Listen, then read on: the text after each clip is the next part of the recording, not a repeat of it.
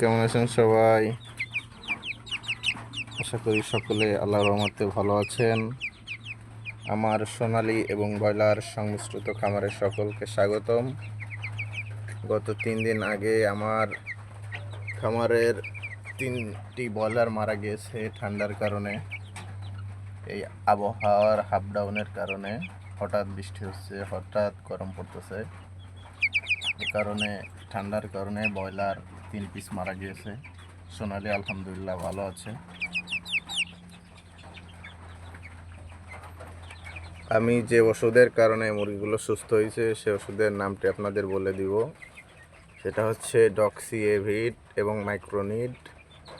1 litre পানিতে 1 ml করে 6 ঘন্টা দিতে হবে।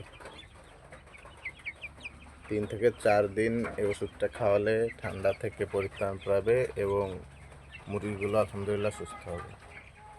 আমারগুলো একইভাবে আলহামদুলিল্লাহ ঠিক হয়ে গেছে। আপনাদের মুরগিও যদি অসুস্থ হয় তাহলে আপনারা এই দুটো ওষুধ ব্যবহার করতে পারেন।